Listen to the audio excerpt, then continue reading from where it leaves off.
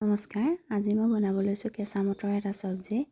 তাৰ কাৰণে মই লগত ব্যৱহাৰ কৰিম সৰু আলুগুটি। প্ৰথমতে সৰু আলুখিনি মই ভালকৈ পানীত ধুই ল'ম।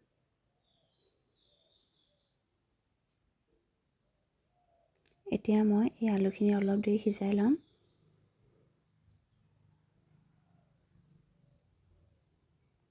আনফালে কেৰাহীত মই দিছোঁ তেল। সিজাই লোৱা আলুখিনি প্ৰথমে মই ভাজি ল'ম।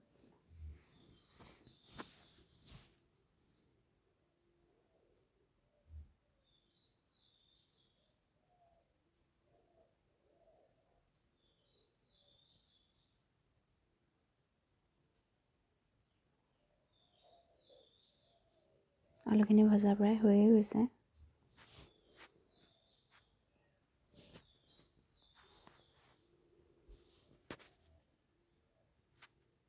এয়া মই লৈছোঁ কেঁচা মটৰ, পিঁয়াজ, বিলাহী, কেঁচা জলকীয়া আৰু খুন্দি লোৱা আদা নহৰু। আলুখিনি মই বাতি এটাত উলিয়াই ল'লোঁ। সেই একেখিনি তেলতে মই দি দিম পিঁয়াজ।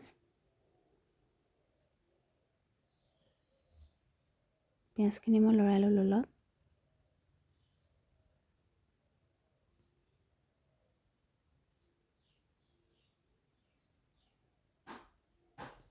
এতিয়া মই ইয়াত দিছোঁ কাটি লোৱা কেঁচা জলকীয়া।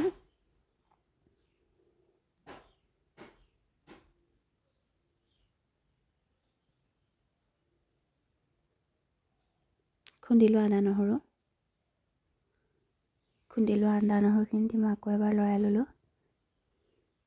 তাৰপিছতে মই ইয়াত দিম বিলাহী।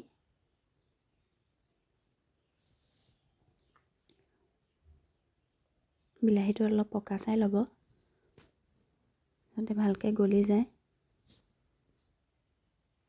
এতিয়া দিছোঁ নিমখ, হালধি, জিৰা গুড়ি, ধনিয়া গুড়ি আৰু জলকীয়া গুড়ি দি মই মছলাখিনি ভালকৈ লৰাই ল'লোঁ।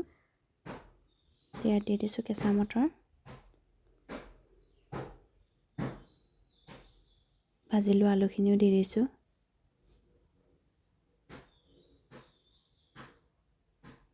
ভাজি লোৱা আলুখিনি দি মই এনেদৰে কিছু সময় ভাজিম। যিহেতু গ্ৰেভি হ'ব মই অলপমান পানী দিছোঁ। মটৰ সিজিবলৈ বেছি সময় নালাগে, আলুখিনি অলৰেডি ভাজি লোৱাই হৈছিলে।